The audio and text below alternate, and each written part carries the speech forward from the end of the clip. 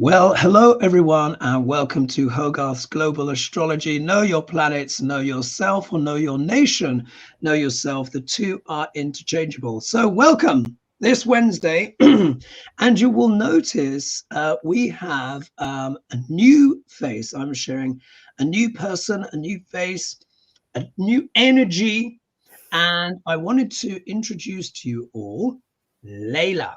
Yeah, Layla. Who, well, of course, I always point the other way because the thingy bob is opposite. Now, one of the things we're going to be talking about this evening is human design, but I'm going to allow Layla to introduce herself first. We met last year. Do you remember my adventures in Mexico, everyone, when I went away to Mexico for Christmas? We met at a Christmas dinner in Mexico and we hit it off immediately. We started to gas and talk about astrology, Vedic astrology. Layla was actually able to guess what my profession was after. I mean, everyone was running out of guesses, and she was able to guess what my profession is. So she's got a background in Vedic astrology and human design, and can also as well channel star beings, other kind of spiritual entities and stuff like that. But Layla, please, if you could just give the audience just a little introduction into yourself, your gifts, what you can do, and part of your practice today. Yeah, well, thank you so much for having me on. I'm super honored and excited to be on this platform, sharing what we're going to be talking about today, which will be a little bit about human design and some channeling as well. My name is Layla, and I am a human design reader. I also do Vedic astrology and Western astrology, but I keep them separate. And I also do, intuitive channeling. So what channeling is, for those who may be new to it, it's basically surrendering my mind and allowing myself to become a vessel of some kind to allow higher beings of the highest light and forms of collective consciousness to come through to offer guidance and understanding on our path, but also collectively. Because let's face it, we're all going through a really tough time, and we have been for in the most recent years, absolutely. So what these higher beings do is they give us kind of a broader picture or an energetic context to what we could be going through. You know, I kind of link astrology as, you know, kind of like the weather. You know, if you want to look at, you know, should you bring an umbrella out today, you look at the weather, right? And astrology is no different. And what I think is with the channeling is it's kind of a higher expression of that, what is the weather question and how long will it be raining? So I really, you know, these guides and beings, they offer such great wisdom and such a higher understanding. But what's amazing is even beyond what they say, there's an energy that's flowing through the words that really uplifts us energetically as well. So that's what we're going to be talking about today. Wonderful, wonderful. That sounds that sounds excellent, because one of the things, so and this is for the benefit of Layla. So, you know, my YouTube channel has been running almost for about 4 years now. So on the 30th of March, my channel will be 4 years old, and this really started during the lockdowns, etc. And everyone, I mean, I'll be in a previous life, I was managing conferences and all of this stuff, working in films, etc. All of these kind of things. I'll be managing a conference with a client, and then my staff members who are also friends will be coming up to me and they'll be asking me, they'll be like, Hoagie, when's my next audition? Or why didn't that relationship work out? What's going on with this person or that person? So I'd be, imagine managing conferences for like 400, 500 people with a client, stage managers, catering, events managers, the whole shebang. And I would be doing astrology on foot, live in real time, and it was excellent training. But one of the things people urged me to do was to start my own YouTube channel. So during the lockdown, I asked myself a simple question: whenever will there be another time when in human history where I'll be paid to stay at home? Now, I anticipated all the lockdowns and all of this kind of stuff. My clients know it, and my staff that I was working with before predicted all of this back in 2019. But the point is, that was the opportunity to start this channel and help create this community. So we do a lot of things to do with like politics, current events, or what you would call mundane astrology. So guys, the idea is we're going to spend maybe the first third of the show where Layla's going to teach us the basics of human design, essentially what it is about and what those categories are. Then we're going to look a bit at mundane astrology and the world. I'll be pulling some cards as well. We'll be asking maybe about things like Ukraine or what's going on with Trump or America, etc. And then ideally, maybe the last quarter of the show, Layla will be, if her guides are willing, be able to kind of bring through some information for us as light workers, and how we can positively contribute to creating new and positive timelines in the world, but also in America at this particular time. That was one of the big reasons why I wanted Layla on. So I hope you guys find this interesting. And before we continue, please don't forget to like and subscribe and click the bell notification if you'd like to support my channel. Likewise, if you would like to know more about Layla or possibly have a consultation with Layla, I've put her Instagram connections in the video description below, because, you know, what are you? I think you're like a millennial or something like that. So it's all about Instagram for them. Yeah. No, I don't even that. You might be, what is it? I am millennial. I am millennial. You're right. There you are. So, you know, it's all about the gram. It's all about the gram. All about the gram. You guys, this is my first YouTube live, so it is all about the gram. Yes. Right. Wonderful. So we've also got people in the comments as well. So guys, as we go along, if you have questions in the usual fashion, I will click them up and we can ask Layla about those things. Okay. So before we actually talk about human design, let's just see who's with us now, just so you can see for yourself. I don't know. Can you see the chat, Layla? Can you see it? No. Oh, okay. Now you should. Oh, yes, I do see it. Comments. Yes. Brilliant. If you look at the comments, so that's who's with us right now. Yeah. And let's see. So who do we have here? So we've got Chuck Hapner. I love cats out of fear, but conversely cast. Okay. Oh, love casts out fear, but conversely fear casts out love. And not only love, fear also casts out intelligence, casts out goodness, casts out all thought of beauty and truth. Aldous Huxley. Now, so Chuck is brilliant with the quotes, by the way. He chimes I love that. Brilliant quotes. We've got Foggy here. Thank you, Foggy, so much for joining us. So she's saying, hi, Layla. Hi, Hogarth's Global Astrology. Thank you so much. Willie B is here as well, saying hi, everyone. And we've also got Maxine Rozola. Hi from the Catskills Mountains, New York. Wow. So we're all good. So the numbers are coming in. So thank you, everyone, for joining us. So Layla, I understand a little bit about human design, a little bit. Now, from what I understand, it is a combination of several things, but in your own words, please introduce to us what human design is about and how some of its categories work.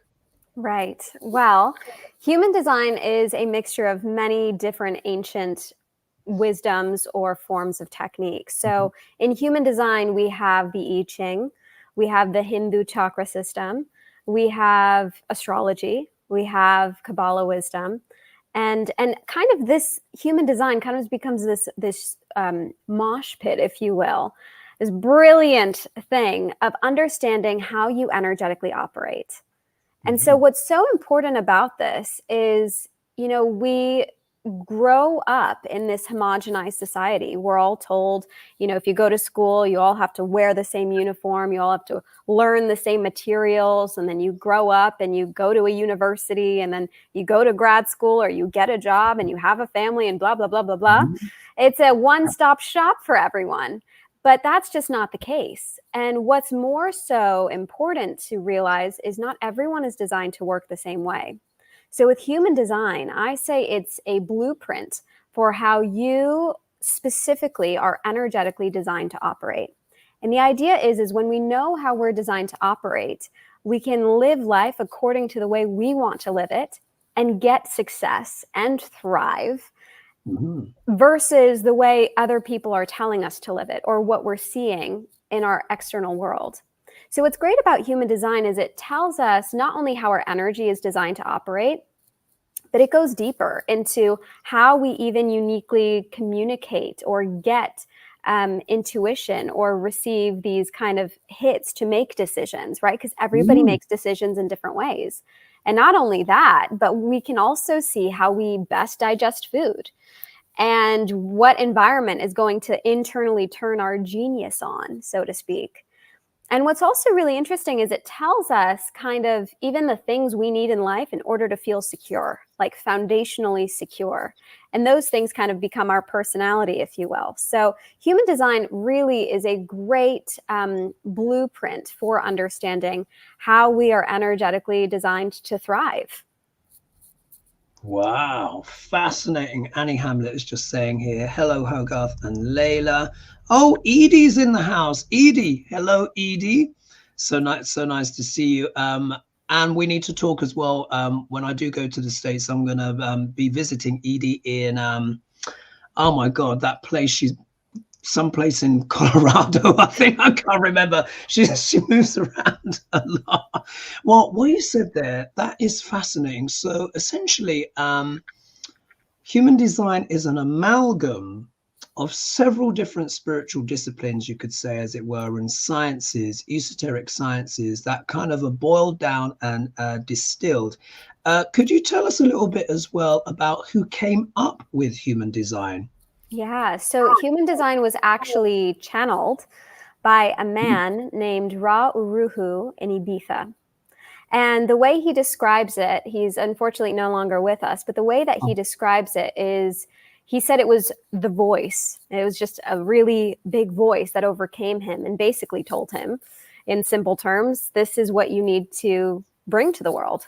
And there are 5 different energy types. And kind of like, you know, you say to people, if you're born within this month and this day, that constitutes you as a Leo sun, you know, your human design energy type doesn't change. So it's similar in that regard. And when we know that, that actually gives us a lot of relief because we can start to understand and accept ourselves deeper while also understanding the functionings of how we are. And secretly, it's how we want to be to live a life of success. Okay. I mean, that's, and thanks for that explanation there. So if we could go into what are the 5 human design types? I think I know 3, but if you wouldn't mind just taking us through each one and what their predominant characteristics are like. And then maybe we can then talk about what turns out to be our energetic types. But if you could just list for us the 5, their kind of characteristics and how much of the populations are said to have these types, that would be great. So in human design, there's 5 different energy types. And there's generators, manifestors, manifesting generators, projectors, and reflectors. Okay. Wow. Okay, so generators, I'm writing this down myself. Manifestors, manifestors. 3 generating manifestors, you said. Manifesting generators. Oh, manifesting generators. Manifesting generators. Yeah, or you can call them MGs. MGs. That's 3. And then you said projectors, and what was the other one? Projectors and reflectors. Ah, right. That's right. Projectors, projectors. And then reflectors. Okay, so reflectors. Can you tell us then what are the main characteristics of generators and what percentage of the human population do they refer to? Yeah, so generators make up a majority of the population. They're roughly about 60% of the population. Wow. And what's very unique about generators, because oftentimes, you know, when I do human design workshops in person and people find out that they themselves are a generator, they'll get really sad. You know, it's like, oh no, I'm 60% of the population. I'm not special. But you know, what really is special is a generator actually lit up and excited about what they're doing in life. Okay. So what really, kind of like the name generator, generators are here to generate feel good energy for all of humanity, but mainly for themselves. So this is why it's so important for, if you are a generator, for you to really find out what it is you're really, really excited about and lit up about, and then do that. Okay. Because oftentimes how generators get conditioned, because a lot of our conditioning happens, unfortunately, when we're children, because, you know, children, I think we naturally just know who we are. And then through our parents or society or the school system, whatever it is, it kind of dumbs down that spirit. But generators as children, they generally will find this one thing that they really love doing, and they'll do it. And their caregivers, you know, their parents will see this and they'll go, oh, wow, that's so beautiful, you know, and then they'll tell them to do something that isn't that, because they think that that's also going to bring this feel good energy to them, or they have the energy to do it. So a lot of the times the conditioning, and when I say the word conditioning, it's like anything that is external that you've internalized that just isn't helping you function for your own good. So the conditioning that generators get, you know, they're often told that, or they feel rather, that they are here and their worth comes from what they can do for other people, not what they want to do. And so they often feel stuck. These are often the people pleasers. You know, they have a difficult time saying no. But actually, generators are here to do that. And if I would give this even as an example, remember how I said generators are 60% of the population. They make up a majority of the population. And when generators really are doing what they love, they will feel a sense of satisfaction. It's a sense of like, oh, life is so good. What more could I want in this moment, right? But if they aren't living according to what they want to do and what they want to create and do in the world just every day, they will start to feel frustrated. And that frustration is a sign that they are not living life according to their design. And when you think about a majority of the population, like just the feeling, even during COVID, that whole feeling was frustration. There's so many people that were just frustrated. They just had that frustration in the air. And so I think it's really important, especially for everyone, but especially if you are a generator, to get back to just in this moment, what is it that you want to do? And generators are really here to just go moment by moment by moment. You're not here to know what you're here to do in 5 years. Okay. That's not your job. You chart out your life moment by moment by moment. Fascinating. I mean, that already in of itself, if we think, gives a tremendous insight just into the collective, just into humanity in general. Because if generators are 60% in general of the global population, by the way, according to human design, well, obviously give or take maybe a few million, 100 million here and there. But I mean, that is remarkable. And isn't it interesting? Because in my practice in Vedic astrology, and I'm sure similar for you, people that come for consultations, many people are trying to get back in touch with their true essence of what it is they truly want to do. And there is often that frustration at not being able to, or feeling impinged in some kind of way. So fascinating. So we'll have to definitely revisit that. Okay, let's talk about manifestors. Yeah. And again, I'm sorry, before we move on to manifestors, can you give an example, maybe a famous person or a celebrity who is a generator that we can recognize quite easily? Yeah, totally. So generators, you know, there's some heavy hitters. You know, you have the Oprah Winfreys, you have the Beyoncés, you have Prince, even. Like I love Robin Williams. You know, all of these people were and are generators, you know, and you can see that when a generator is really lit up by what they're doing, their aura is like so warm to be around. You just want to be around it. It just gets bigger and it feels like warm and engulfing and just so attractive, you know? So it's really important for generators to just do what they love every day. And what I often say to generators, you know, if you are a generator and you feel stuck in your job, you know, it's just a reminder that what you do every day isn't just your job. You know, what you do every day is your life. So you really need to take into account how you're spending your time as a generator, because the world needs you. We need you in your excitement, because that is then what will change the world. Wow. Fascinating. Fascinating. Yeah. Okay, let's look at now. Before we talk about manifestors, let's have a quick scroll down in the chat to see who is here. So we've got Laura Lee. Hi to both of you. Hi, folks from South Florida. That's Phyllis.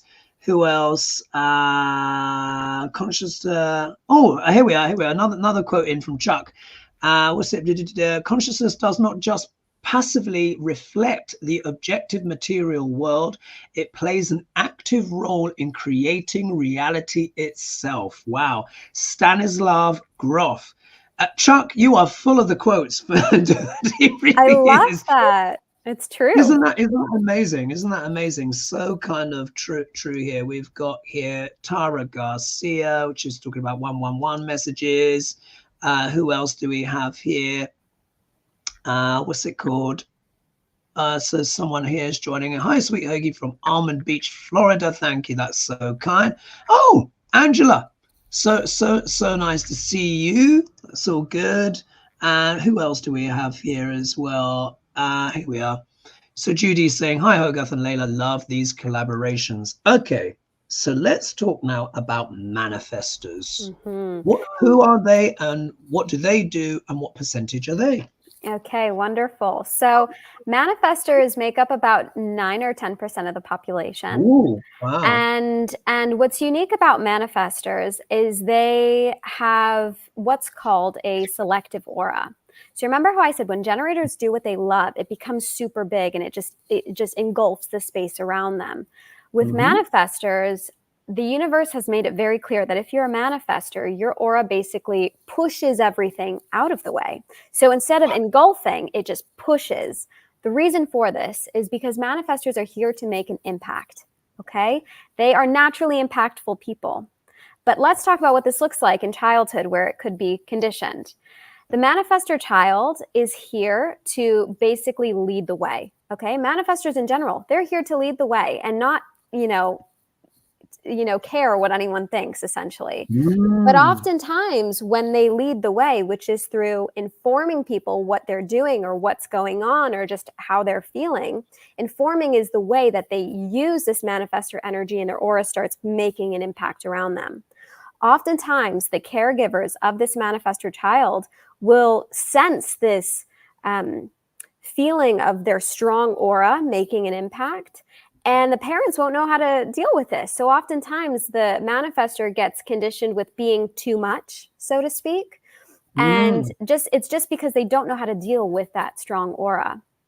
But really what's happening then is that manifestor that just is here to naturally make an impact starts to try to pull their energy inwards and kind of concave, which is not what it's supposed to do, which is when the manifestor can exhibit the signs of the not self, meaning the way that you know you're not being an energetically correct manifestor, which is a sign of anger. Okay. So people that have that are a manifestor and maybe not, being in its highest design, they might have signs of anger. And if it's not the emotional sign of anger, it might be, heat that's trapped in the body. If you do Ayurveda, maybe you're a Pitta constitution, but too much of it. So maybe they have eczema or psoriasis, or maybe they get fevers very easily or heat flashes, or maybe they crave like spicy foods, things like that, where they're just generating more heat. That's actually not what they need, right? So what's important to also know as a manifestor is that's one aspect of it, is this aura that's just pushing everything out of the way. And the other thing about it is manifestors have something called energy surges. So for a generator, it's really easy for a generator to work 9 to 5, no problem. Okay. They could work longer if they needed to, because as long as they're loving what they're doing, they have the energy to do it. Manifestors do not have that generating energy. So oftentimes how their energy actually comes to them is they kind of work like a channel in a sense, where maybe one day they could just be sitting down relaxing and suddenly this energy just comes into them. It's kind of like an electric plug, and suddenly they're up and they're like, oh my goodness, I have this brilliant creative idea, and they need to start writing or doing or collaborating or whatever it is. And they could go nonstop, maybe 13 hours, maybe a month, maybe a year like that. Wow. But then suddenly the plug will unplug from them and they'll feel it, because a manifestor just needs to rest after that period. So what I often say to manifestors is that surge period is as important as the rest period. Okay. If you're a manifestor and you're not resting because you're afraid that go period isn't going to come back, you're actually not creating the space within you to allow that energy to come and plug back into you, right? Because we need to create space. If we're just going all the time, then we can't receive all the things that we actually want, right? So resting is as important for a manifestor. The other thing that I say about manifestors is manifestors that are actually living in alignment, they will be polarizing, so to speak. You know, that you will have fans and you will have the opposite of fans, okay? A great example of this manifestor energy is Donald Trump. Of course, you know what? I knew exactly you were going to say that. Yeah. Because the second you said that, when you started to describe, I was like, oh my God, Duck L'Orange. Yeah, because you know that's like a lot of us. Just so you know, Layla, like in the YouTube Lightworker community world, there's a lot of us that have nicknames for Donald Trump. So someone I collaborate with, called Lena Rodriguez, she's very often on my channel. She calls him the Yeti. What does Lady G call it? She calls him the orange one, and I call him Duck L'Orange, which because first of all, he's orange, and B, he's always pouting, you know, like a duck. And anyway, the name has stuck. So you know what? Intuitively, I was just like, she's gonna say Trump. Anyway. Carry on. Well, Trump's a great example of it because he's using his strategy as a manifestor, which is informing. It's like every time this man speaks or tweets, you have more people that are on his team and more people that are not on his team. And that's the great thing about, if you're a manifestor, you really did not come here to be liked. You came here to be an impact. Wow. And we know the most impactful people throughout history aren't liked by everyone. You know, and that's going to be inevitable, but that's what your energy is here to do. Okay. Another great example of a manifestor when it comes to the energy surge is actually Adele. Adele is a manifestor. And actually, when you think about it, you know, when she came out with her hit, I think it was Rolling in the Deep all those years ago, she was #1 all over the world for like months consecutively. And then all of a sudden, nothing. Like, where did Adele go? Like, what is going on here? And really, she was in her resting phase. And then boom, a couple years later, she comes out with a hit. I've been divorced. Here's my song about it. Now, at this point, we've heard enough Adele, right? So at this point, people are either like, I love Adele, like I love her new music, or they're like, I'm not really into it. It's too much, too overplayed. Exactly. So that's a great example as well for the energy surge of a manifestor. Fascinating. Oh my goodness. Okay, so that is, and for you guys that are watching us either live or later on or tomorrow or later on in the week, please let me know your thoughts in the comments below. If you'd like to have a consultation with Layla, her Instagram link is below, and of course you can get in touch with her via her Instagram and email and stuff like that, and of course work something out. Let me know your comments as well, what you're thinking about this collaboration so far, because I think this is the first time we've had someone like yourself on, and you can see why Layla and I were like because even our Vedic astrology is very similar, but we both got moon in Ardra. Let's put it that way.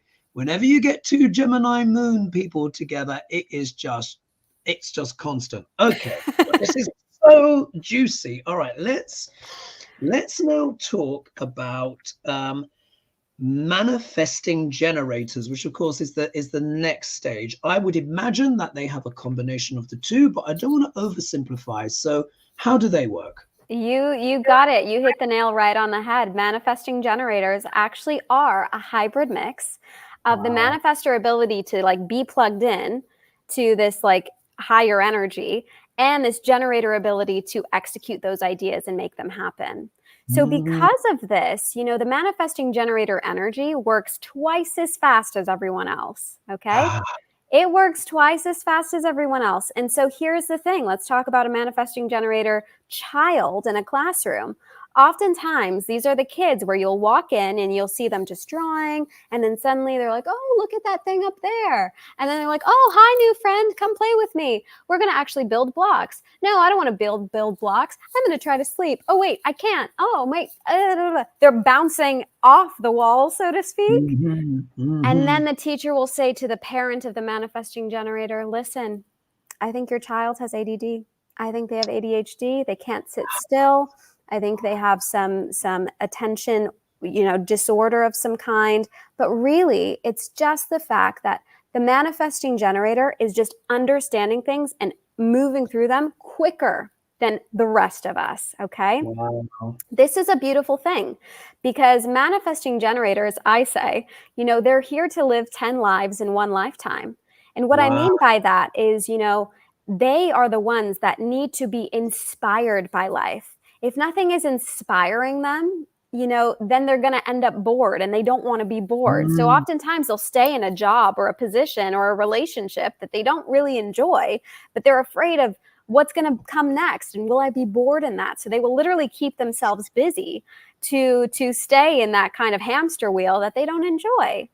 But here's the other thing. Manifesting generators, you know, the reason why they're able to sift through things so much quicker than the rest of us is because in some beautiful divine way, they're here to remind us of our own mortality, you know, and it is true that one day we will die. So why not stop and smell the roses?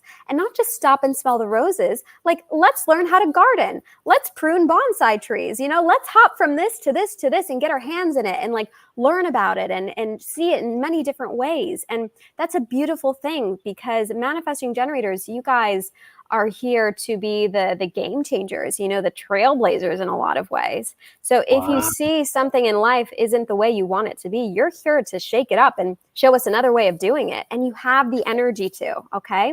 But oftentimes how manifesting generators get conditioned is they're told, you know, they're flaky or they're non-committal or they're hopping from this to this to this, but they're none of those things, okay? They just have understood it and learned through it and sifted through it much easier and quicker than the rest of us. And now they're hopping on to the next thing.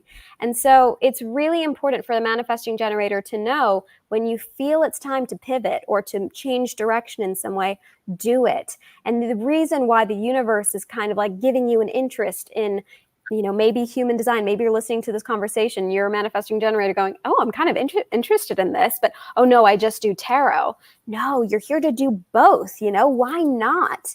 And those interests, you know, those are breadcrumbs from the universe telling you, you know, go into this. And I promise if you dig yourself into this, I will give you the resource, the opportunities, the right people, so on and so forth. So it's really up to us to take those risks, right? But as a manifesting generator, you're here to do it all and show us that we can also have it all. Fascinating. That's a brilliant description. So here, Maxine Rosado saying, anger. Yeah. And then Vivian saying, spicy foods, raw vegetables, fruits, no bleeds, body heat, and a need to write and express ideologies. Wow. There's something here. This is a slight, this could be getting into the politics. Did you hear EU considering sanctions against Tucker Carlson can include travel bans? We'll have to see. That is going to be something that we potentially can look at. I actually mentioned that in a post that I made to my community channel, which was in reference to some tarot cards I pulled Saturday last week. But he's not the thrust, of course, of what we're here to talk about. Someone says here, Tartan Spice says, more like lame duck l'orange, yeah, or crispy duck l'orange, as I often referred to him now.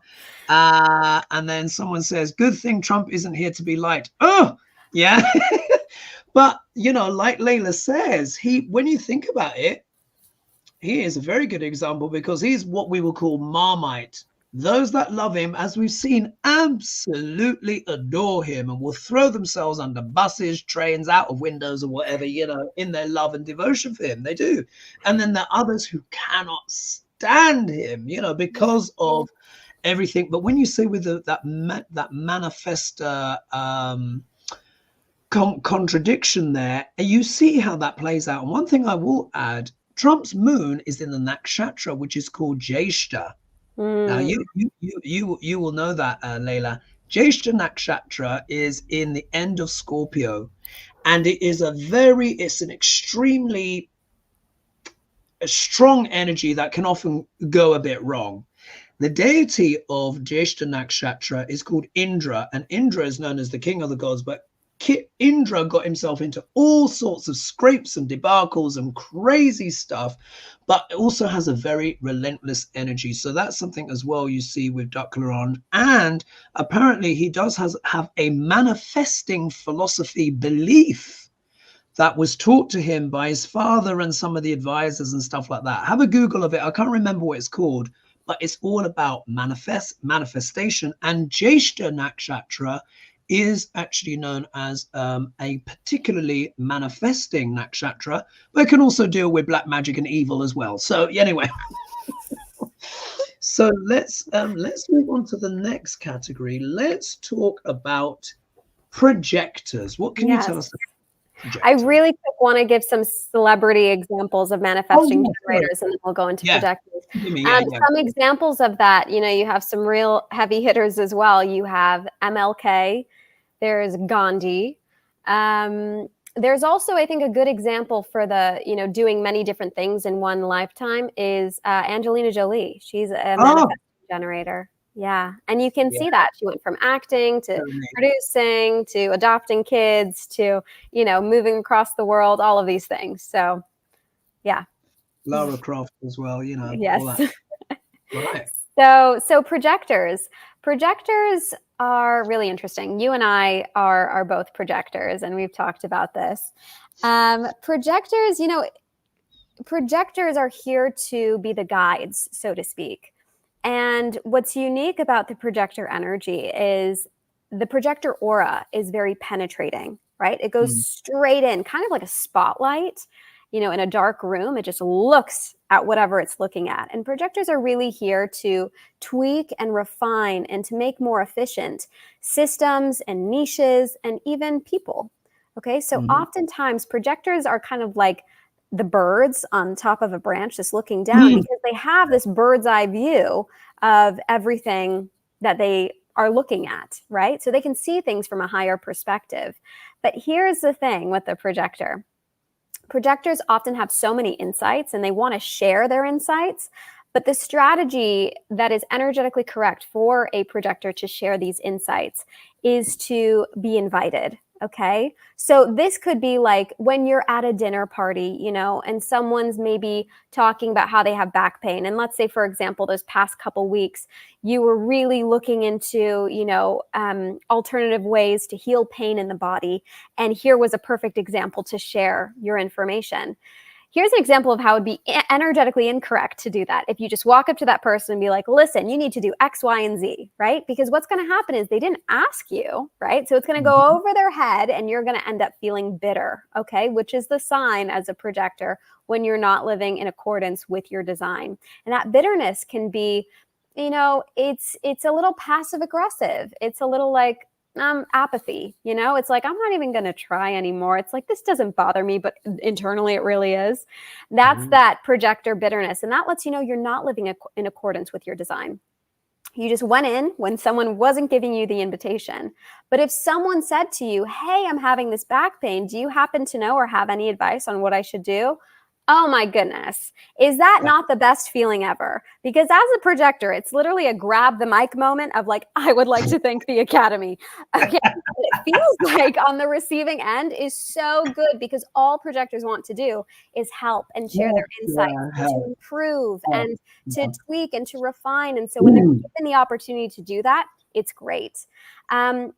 It's not just as well the strategy to be invited, but what I say, even as a projector, is we are here to create those invitations in our own life. So, for example, if you're an entrepreneur, if you're an astrologer, you have your own business online, it is totally energetically correct for you to do YouTube lives, to, offer your offerings on your website, to do things on Instagram, because you're creating the space for other people to invite you in to receive what you have to offer. Okay? Retreat.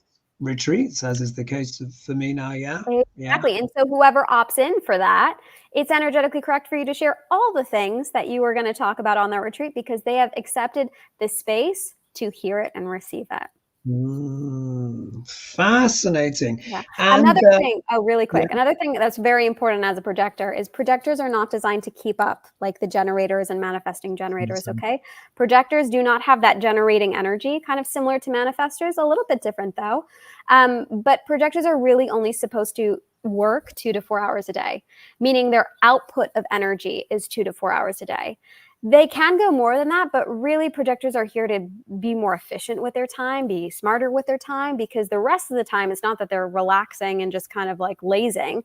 Projectors are naturally fascinated beings. So they will go into things that they're interested in. Maybe that's outside of their field, right? And as they're like soaking their insights and their awareness in that field, that kind of adds to their own insights, apart from maybe their occupation or what they do for work. So really important for projectors to rest as well.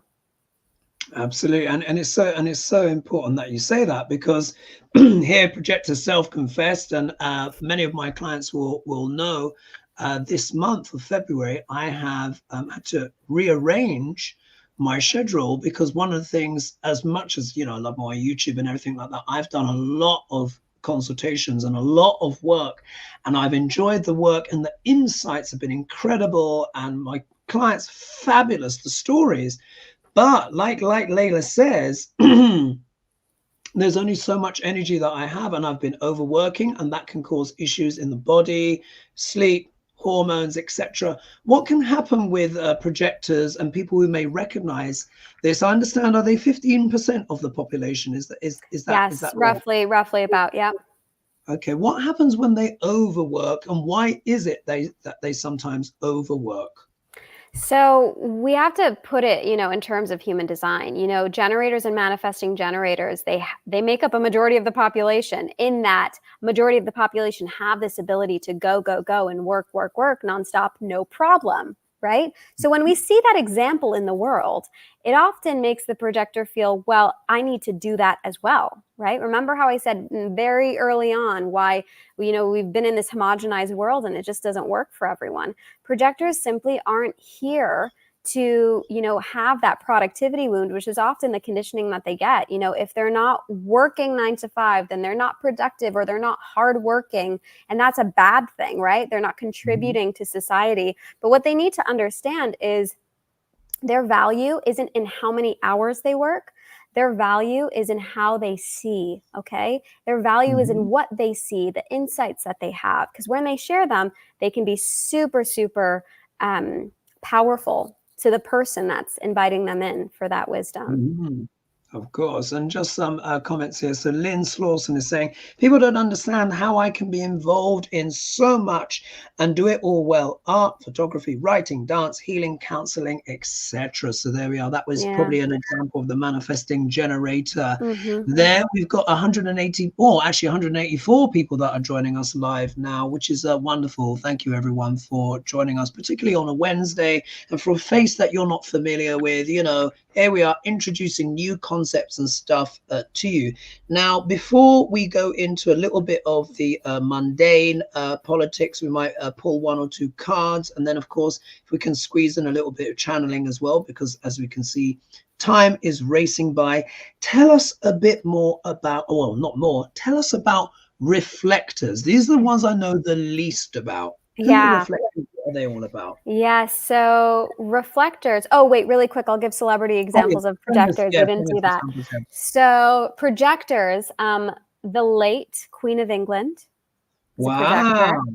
Barack Obama is a projector, right? So this is an example of how they can work, right? Projectors can work, but we're here to do it efficiently and feel success after we do it. All right. Let's go into reflectors though. So reflectors, I don't know if my math is mathing, but reflectors make up about 1% of the population, 1 to 2% of the population. So they're rare. Okay. And what's unique about a reflector is kind of like their name. Their aura and their energy is here to reflect to the rest of us our current state of consciousness in any given moment. Okay. So they do not have a set sense of energy within them. Rather, when they come into contact with a projector, they take on that exact model of that projector energy and they kind of reflect it back. Or, you know, when they come into contact with a generator, a manifesting generator, they are like tasting all of the other energy types and kind of shape shifting to that. Yeah. So Right. reflectors are not supposed to be set in stone. They're actually kind of like, you know, unicorns in the best sense of the word, because they are here to really reflect to us in any given moment how we're doing in our consciousness. They can be incredible, you know, objective, like forms of insight. And oftentimes the reflectors that I know, and I only know one of them, he's my friend, but he's very objective with his opinions, with what he sees and what he's reflecting back to me. And at the same time, you know, they are not just here to reflect to us our consciousness, but the consciousness of the world as well. So a good example of a reflector is Teal Swan. I don't Oh, know Teal Swan. Yeah, I've heard of Teal if Swan. many people know about her. A famous reflector as well is Amma, who is the hugging saint in India. Yeah, and then there's also Sandra Bullock is a reflector as well, the actress. Okay. So they're here to just shapeshift and to just show us objectively kind of what's going on, both within ourselves, but the state of the world as well.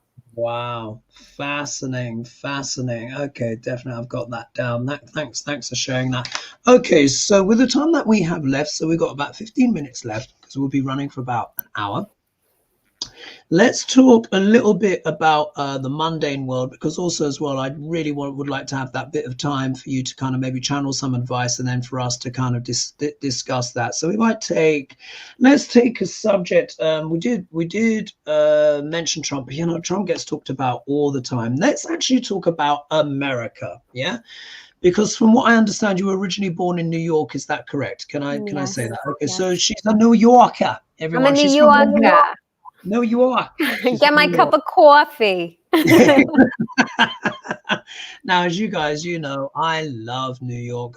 New York and London have been considered twin cities for the longest time. I really like Chicago as well, but New York is almost like a home from home for me. I could live in New York tomorrow because those energies, in many ways, between London and New York are very similar.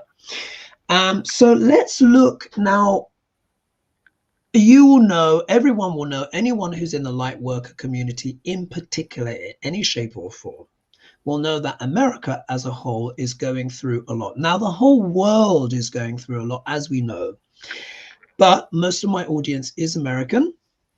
And of course, America is having its Pluto return. Now, of course, this is a very rare event. I mean, it happens when nations are very old, but this is America's first. It takes Pluto, depending, because he's got an elliptical orbit, between 244 to 248 years to return back to himself in whichever chart that he's in. America is now exactly, pretty much, on its first Pluto return. Now, this will become exact on February 22nd. Yeah. Today's February the 7th. Yeah. So it's back at 6 degrees. Yeah. It really is back. Pluto, or Hades as his Greek name is what? God of the underworld. He has many fabulous qualities. We'll talk about the positives, which is alchemy, transformation. He is the shaman, the wizard of wizards in many ways. He's the wizard and the sorceress, I would say as well. Deep, deep transformative magic. But he's also extraordinarily powerful, volcanic and tumultuous. And he's a planet of the deep, deep subconscious. And very often what happens is when nations are having Pluto returns, or whatever sign Pluto is going through, we get that underbelly of society to come up. Now, he deals with all sorts of things. He deals with, you know, abuse, pillage, and all of this kind of stuff. People trafficking, corruption, the whole shebang. Now, in Western tropical astrology, obviously they're saying that Pluto is in Aquarius, but the body, we've got to remember, we're Vedic astrologers and we take precession into account. So his body is actually in Capricorn. Now, Layla, you may or may not know this already, but guess what? 49% of Earth's total population will be voting this year for new governments. Capricorn is the sign saying ad nauseum for ages. It's the sign of government rules, regulations. It also deals with big corporations, can deal with big pharma, you know, everything, any big top-down structure. So we can see Pluto is bringing up these things. Saturn is in sidereal Aquarius. And of course, that deals with the proletariat, everyday people. Let's not forget Saturn is the ancient god of farming as well. And what are we seeing? A lot of farmers' protests around the world. Not really being reported, but of course we saw it in Canada. We've seen it in the Dutch. We've now seen the Germans and of course the French and many more. So what I want to ask you, I'm gonna like pull some cards in terms of maybe what's coming up for America this year. But what have you been sensing in terms of with your gifts, your guides, energetically, where is America right now, according to you and your experience and your esoteric guides? Well, the guides that I work with are really higher dimensional beings in nature. And so oftentimes when I'm in session with them or even offering, you know, general guidance to my audience, they will not tell us what's, you know, which is the right path to take or who is the right person to vote for, but they'll give us the energetic context and how to self-empower ourselves. Because I think if we've seen anything the last few years, we've seen that it's really hard to trust these systems outside of ourselves, right? And so when it comes to even voting, you know, really taking into that account of does that exact system in the way that it's been set up and operated for years still working? So oftentimes what, you know, the guides will even say is this system of voting needs a renovation, so to speak. It needs to be revamped, but it's not just revamped through the outside. You know, we are the people that are here to change those systems, but not even focusing them so much on the outside, but really focusing them on our microcosmic lives. You know, what are we voting for with our attention, right? What are we paying attention to in our everyday life? Are they things that are giving us joy, or are they things that are just making everything internally feel a lot worse for us? And what is that doing to us vibrationally?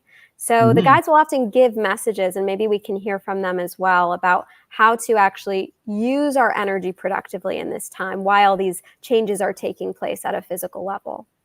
Absolutely, absolutely. So before we do that, I'm just going to click up on some more comments. So Charlie saying projector here.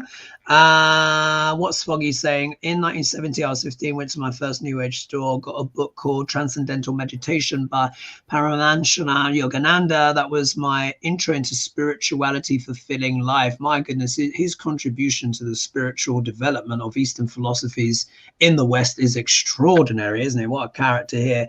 Let's see here. Let's see. Oh, she said metaphysical meditations as a correction.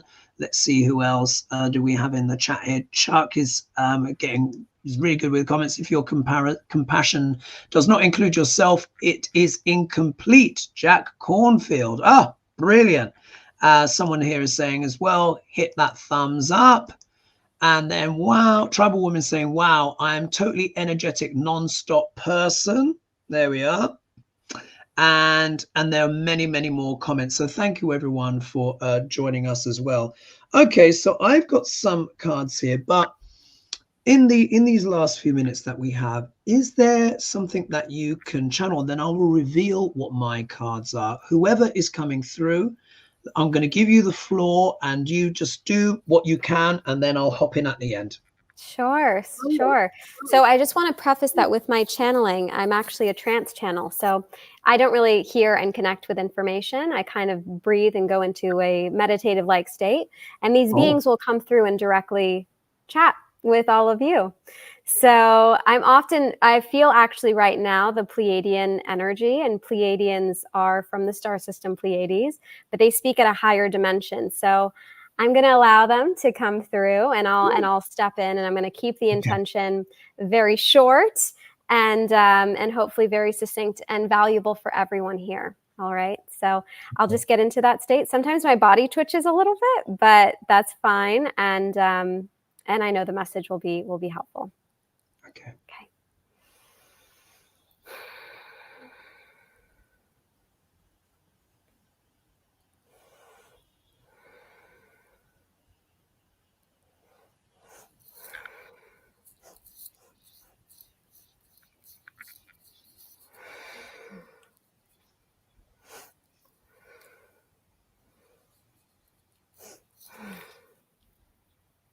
Greetings. We are the 9th dimensional Pleiadian beings, and we're very pleased to be joining on this telepathic transmission, offering our greatest love and appreciation to the beings with which we are speaking to.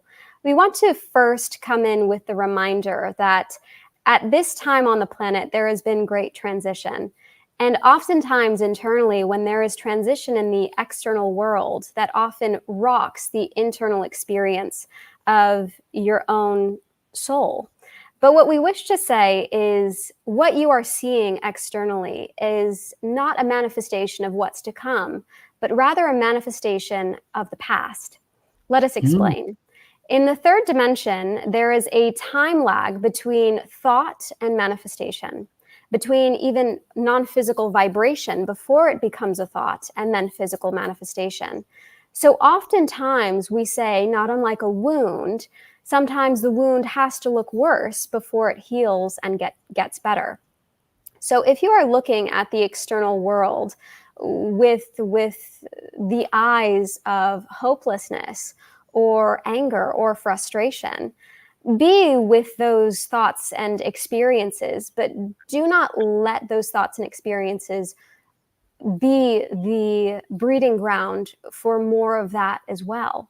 Because what we wish to say to you is, if you are seeing wars and terrors and injustice again and again and again, we wish to say this is the breakdown of the old grid system, of a way of being and operating that was held in a different dimension or form of collective consciousness.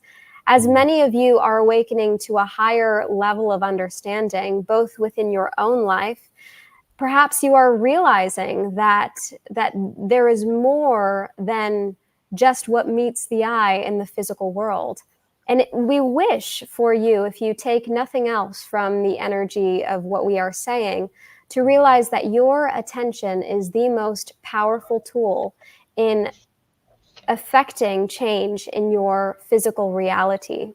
So pay very close attention to what you are paying attention to, because the minute you focus your attention upon something, whether that is a politician, whether that is a war, whether that is something that you do not want to see more of in the world, you are becoming a part of that consciousness. And so through you, that consciousness transforms, and it must transform through you because it happens no other way.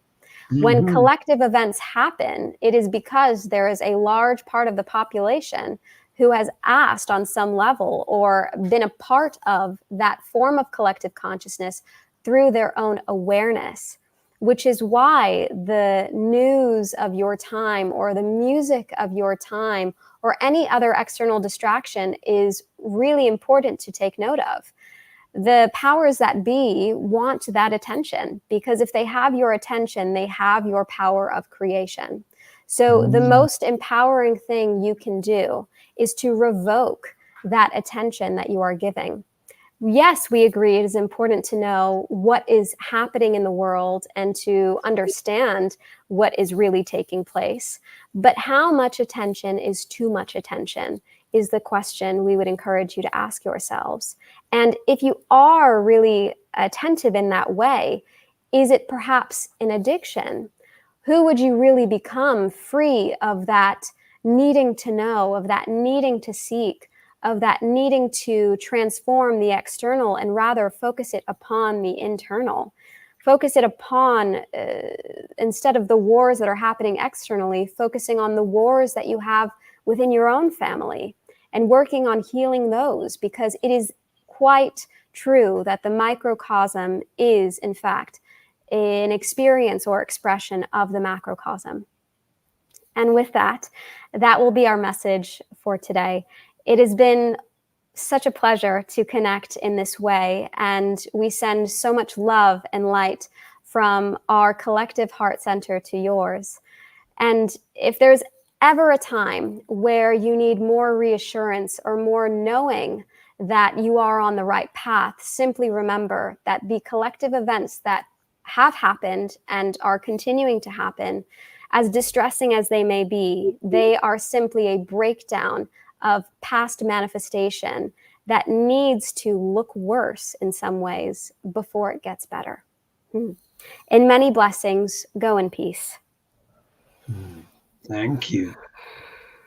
Thank you, Pleiadians.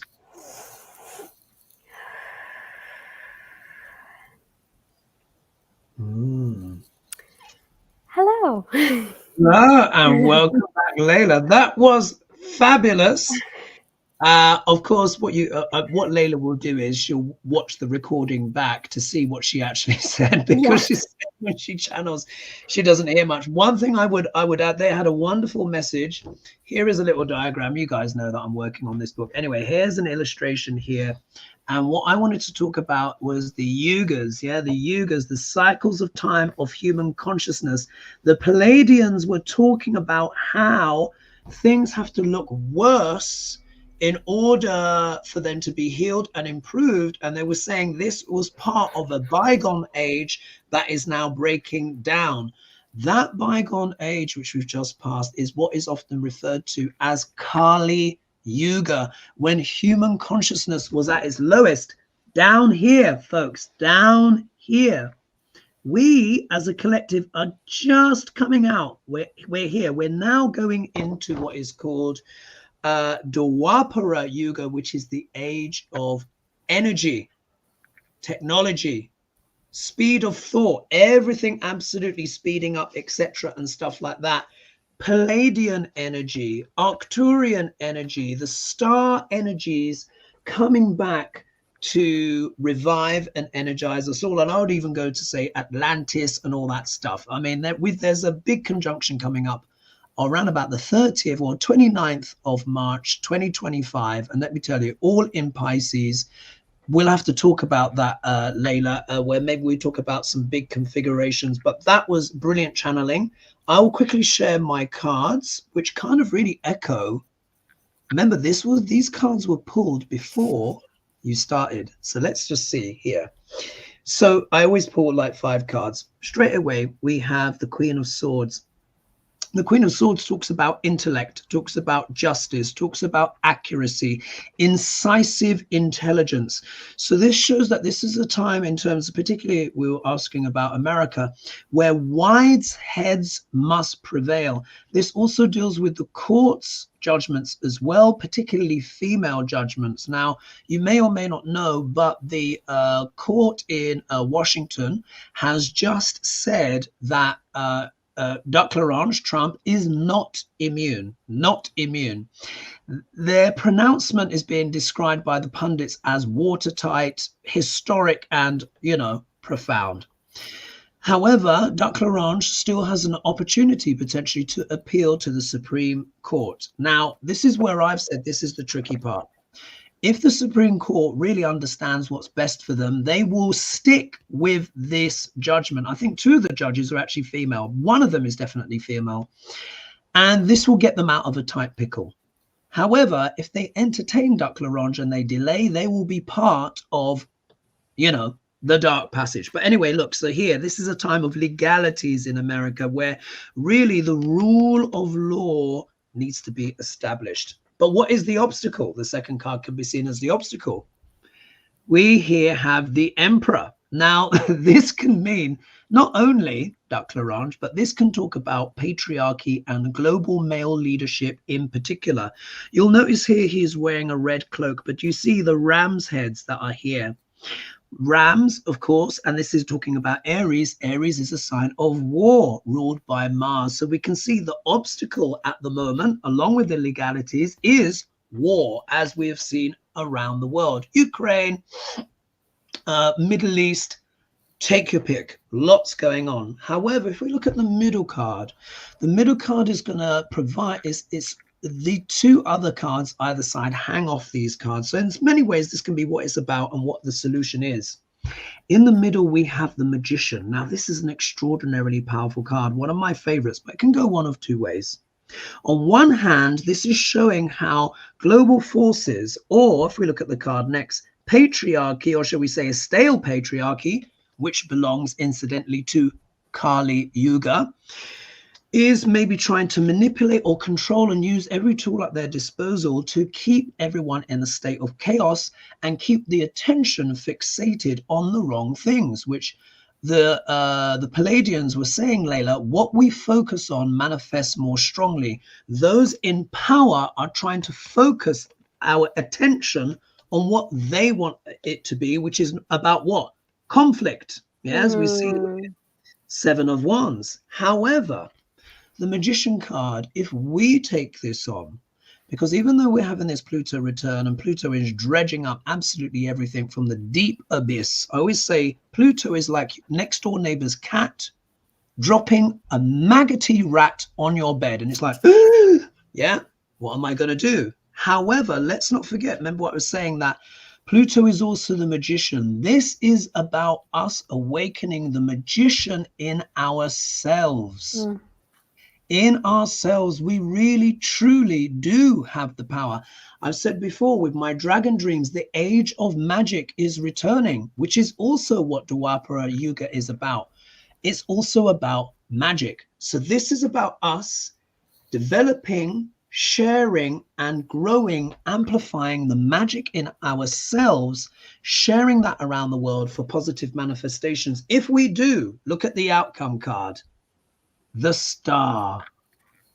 Isn't that beautiful? That's beautiful. Now, when I'm reading politics and when I'm talking about people like Duck L'Orange, the negative connotation of this I found is the narcissist. Yeah, so we are dealing with manipulated narcissists around the world who are trying to control things.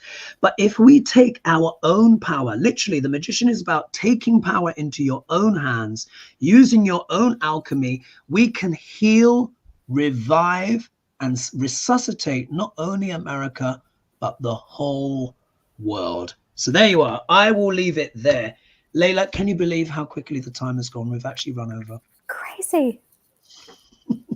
But it's been so much fun. My pleasure. My pleasure. So for you guys, thank you so much for joining us, for your comments. Please don't forget, of course, to like and subscribe and share, particularly if you're catching us the next day. Thank you so much. Layla's information, I've got her Instagram link in the comments below. So please check that out. She's also got a link tree on her Instagram, which links to everything else as well. So basically follow that. If you would like to have a consultation with Layla, again, you'll be able to maybe message her directly on Instagram and all of these different things. She's a projector like me, so she's, you know, a bit wiser, not overworking so much, but I'm sure she will have slots in her schedule for you for any of those that want to book or maybe want to know what your human design is. Layla, that was fascinating. I would love to have you back at some point on the show, maybe to kind of discuss some of those former those things on manifestation and what other positive things we can do. I want to also thank as well the Pleiadians for coming through.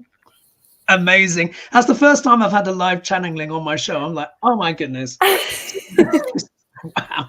So I hope you guys enjoyed that. We will leave that there for now. Layla and I will talk backstage. Thank you again for liking and subscribing and all the support. I will be doing my Thursday fry up tomorrow. So if you guys have, you know, the usual political questions and all that stuff, I'll be posting that to the community section. And of course, if you'd like to join me on my retreat in Santa Fe, there's a few places left, but not many. Hurry up. They're going quick. So I will leave it there. Any closing words, Layla, before we go? Thank you so much for this opportunity to share and to share space with you and your community. I really appreciate it, and I hope it was helpful to everyone. It was a pleasure, and I'll tell you what you said off camera. All right, bye now for everyone. Bye-bye.